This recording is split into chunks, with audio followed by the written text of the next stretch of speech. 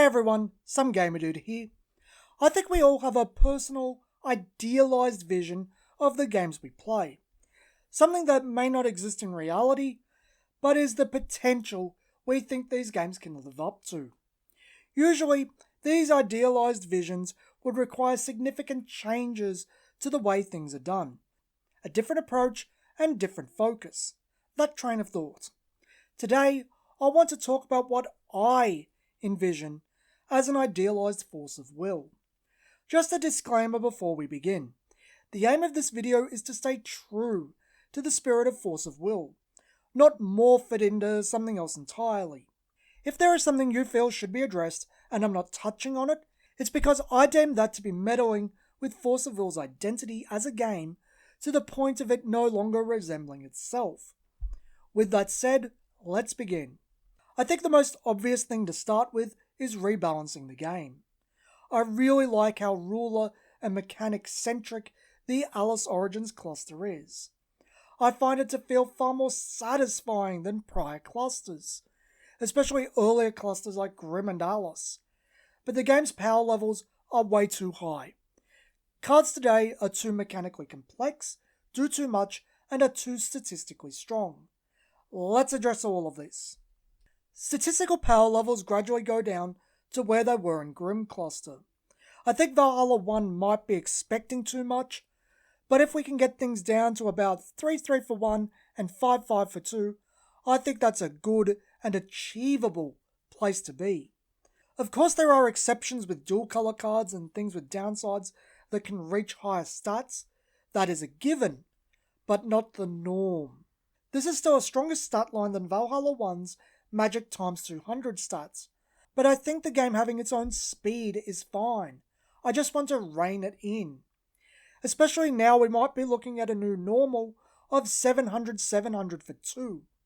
A tick down is also a lot easier to achieve than 2 ticks downwards. Gradually, so the new sets continue to sell. You can't just drop it on people, or the game will die. There will be no reason to buy the new cards. It needs to be done gradually, over a few clusters, waiting for the older cards to rotate out.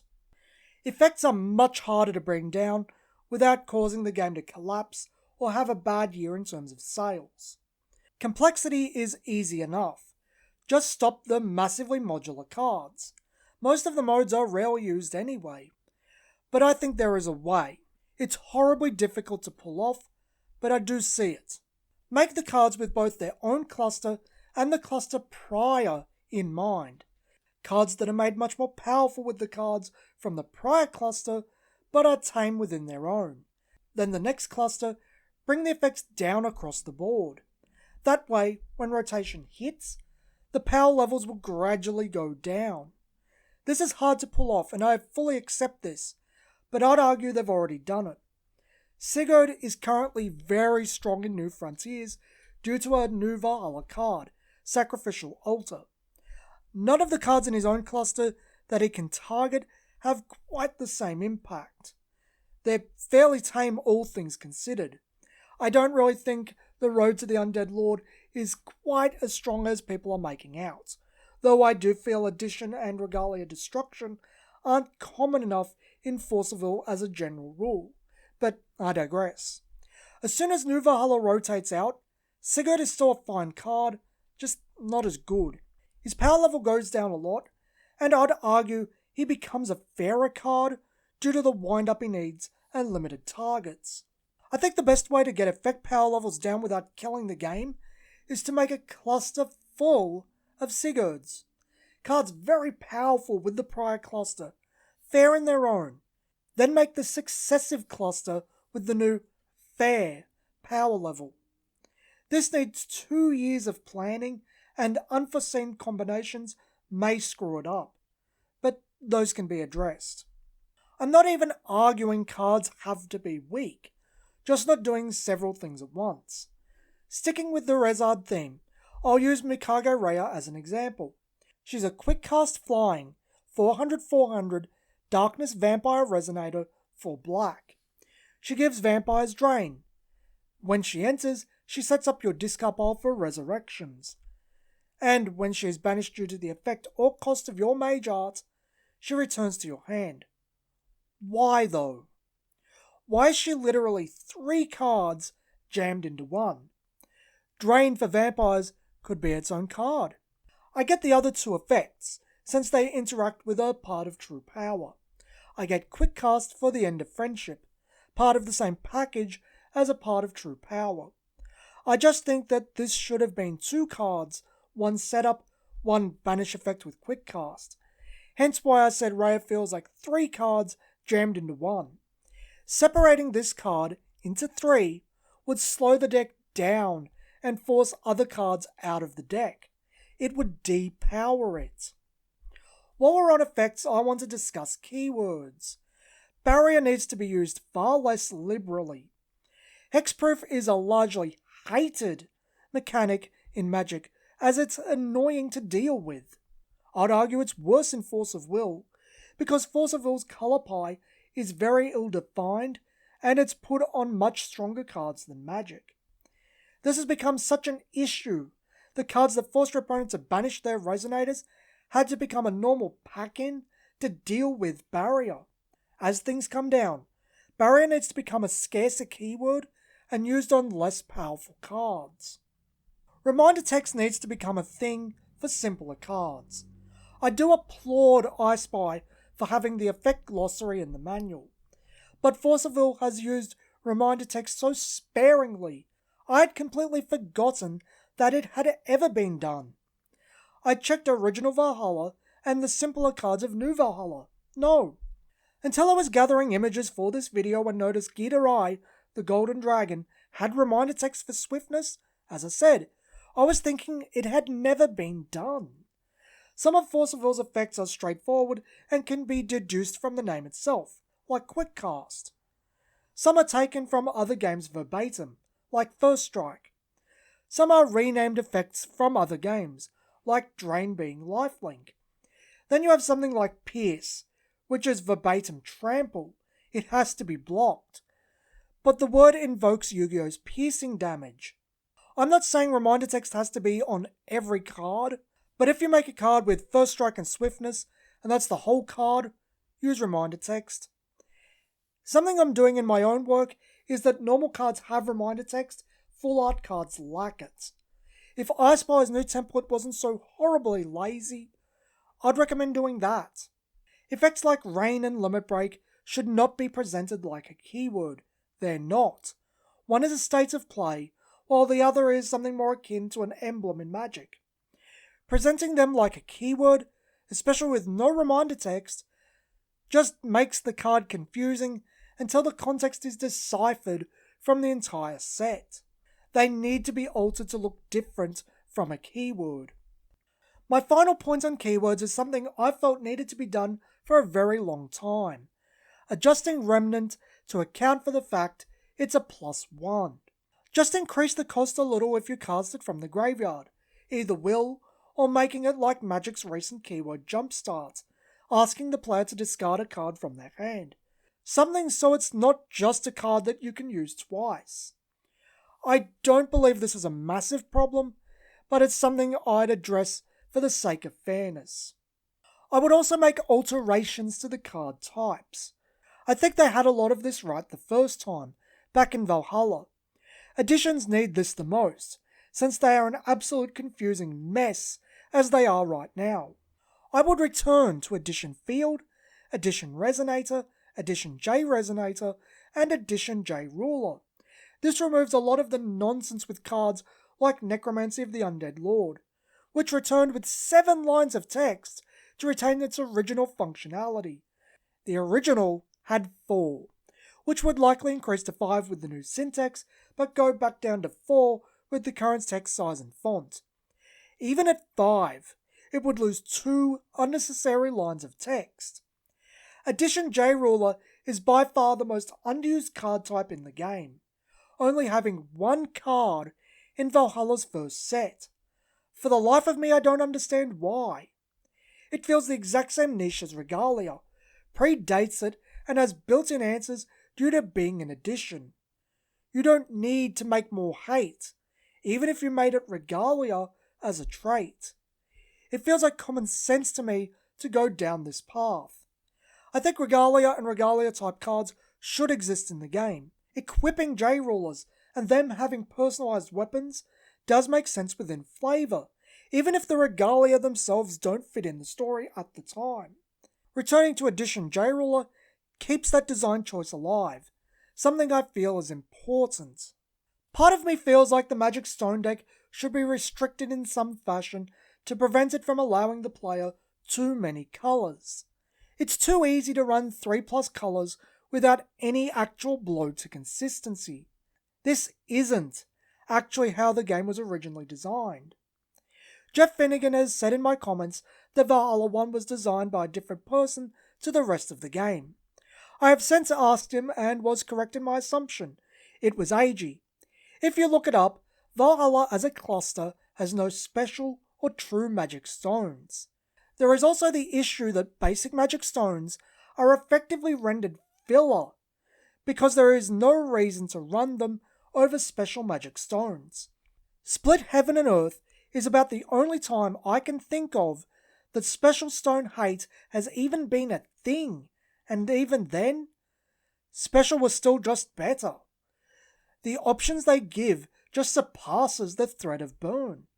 I think the best way to handle this might be taking inspiration from Vanguard and the Sentinel keyword ability, allowing only a combination of 4 special and true magic stones per deck. That way people that just want a secondary colour aren't hurt too much, but people that go for 3 or more colours take a hit to their consistency for their greed. Remember, if you take a set of dual stones and 3 of each of their component colours as basics, each drop has a 70% chance of being the colour you want.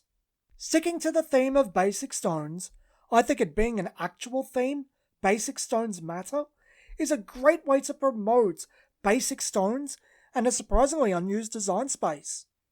There are only a few water cards that check for water magic stones. I'm not sure if they exist in other colours or if this is just part of water's slice of the colour pie. But all the dual stones count as their component colours.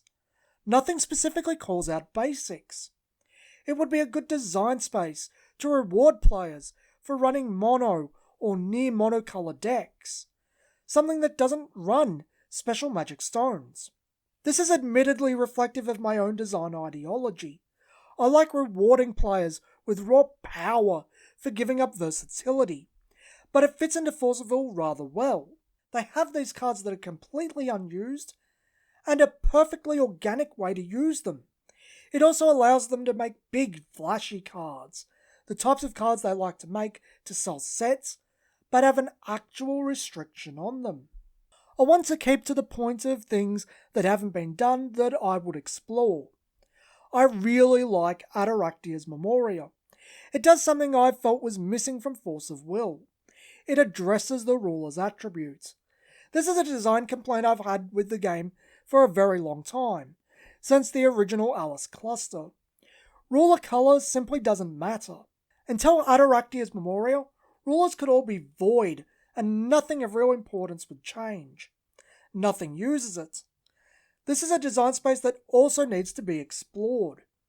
Similar theme to the one on basic stones, but not as strong since the condition is easier to meet. If your ruler is X attribute, this card gains Y property. You can use this for both pushing mono decks, the obvious application, and making dual colour cards without making dual colour cards. Cards that require a ruler of another colour. The interesting thing about that is that it effectively allows 1-drops to be dual colour. Kind of. I also think this is a much more open design space, so you could make cards that function perfectly fine in New Frontiers, but are sneaky back support for Wanderer. If I have any complaint about Force of Will's direction in terms of lore, it's that it feels aimless and stagnant. We have no real central group of characters, and we keep circling the drain with the same few planes and characters. I am pretty sure we only have 4 planes over 8 clusters, and 2 of those have only been used once each. Actually, it's a bit worse than that. With Saga Cluster, The one plane has been used 4 times in 8 clusters. 2 of the clusters are prequels, another is both a prequel and a sequel, and the 2 only used once, they're connected. But the rabbit hole keeps on going. Grim Cluster essentially rebooted the game after Valhalla. Then the next 2 clusters, Alice and Lapis, are sequels to Grim. From the middle of 2014 onwards, we've had Raya, a story that is quite frankly confusing. Originally set up as a side story and prequel, but eventually had the climax of the story started with Grim. New Valhalla, a side story and sequel to the abandoned Valhalla. Alice Origins, a prequel to the highly successful Alice cluster. And now, Saga, another prequel, this time to Gil Lapis and the Dragon Ragnarok. Going on 4 years of meandering around with prequels, side stories, and a lot of retroactive continuity. Forceville's characters are good and appealing, but the lore is tedious, boring, and at times hard to follow. It's not worth following until someone presents it in a more easily consumed manner. I want to move forward. I want to take small groups of established characters and throw them on a new world we haven't seen before. Let's introduce new, but let our old be our introduction to them. The audience avatar. Let the cluster story have a beginning, middle, and end. More self-containment. After we finish with them, change focus. Let people want to see them again. Don't let people grow tired of them, but more importantly, move forward. It used to be said that Alice was the main character of Force of Will. Alice herself hasn't had a ruler since Alice, Girl in the Lake, back in 2015's Twilight Wanderer, nearly 5 years ago. Let's have a story with Alice, Faria, and Charlotte going to a new world and experiencing that, whatever that entails. Then next cluster, let's have a story about someone trying to resurrect Valentina, the only decent villain they've made.